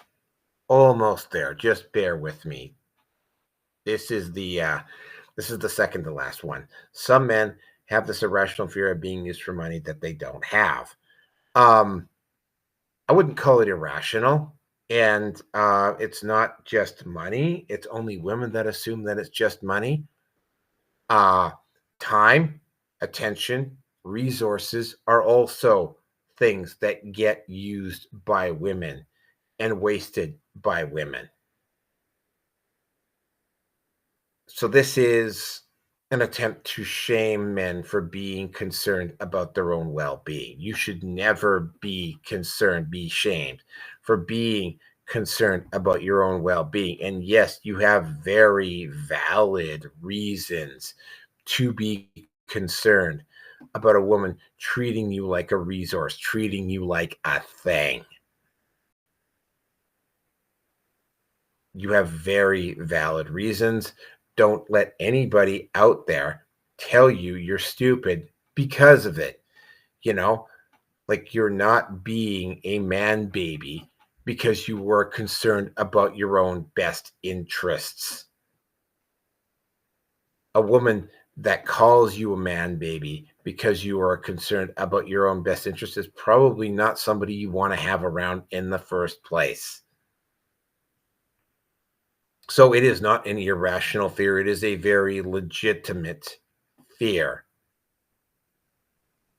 and one that you are probably best to keep in mind at all times. Look out for number one.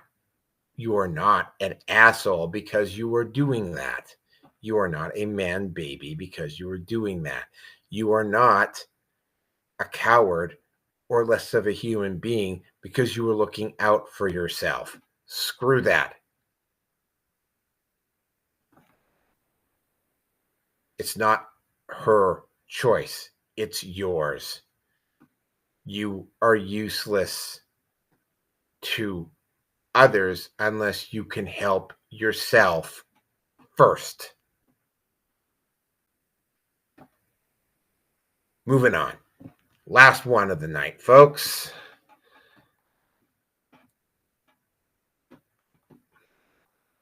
And this one I think is very appropriate for the last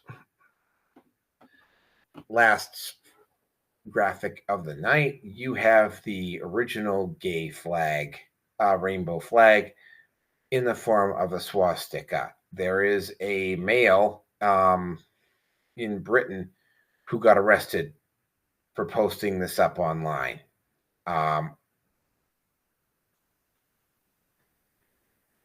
I don't give a shit if they like this graphic or not. I think it's actually a very interesting design, to be quite honest with you. And it's actually very true. Because, for a group that claims that they just wanted to be left alone, they sure are demanding a lot of our time and attention. And they sure as fuck do want to get at other people's kids in a really, really bad way. They do. They want to get at and they want to get at other people's kids in a really, really bad way. They try to demonize other members of the LGBTQ community that try to call them out on it. Right?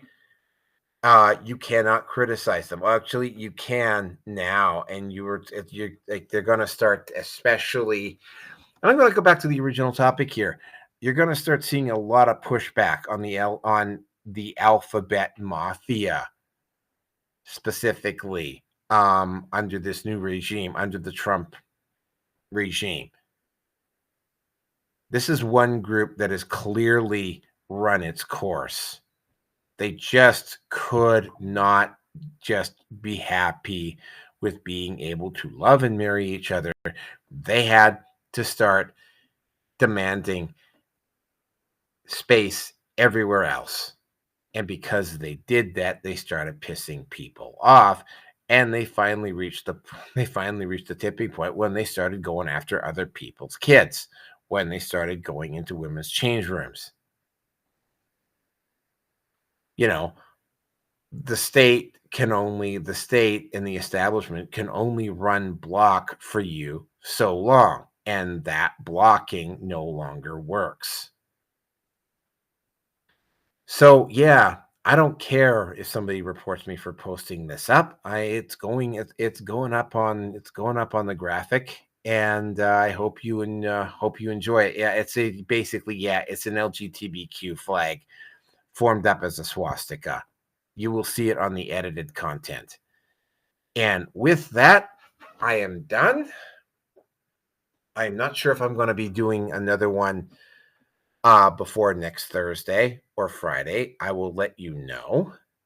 I have to think about each topic ahead of time, and I'm sorry for the spontaneous short notice of this particular video, but I mean, it was just one of those things that happened, and I realized I had to get this done tonight.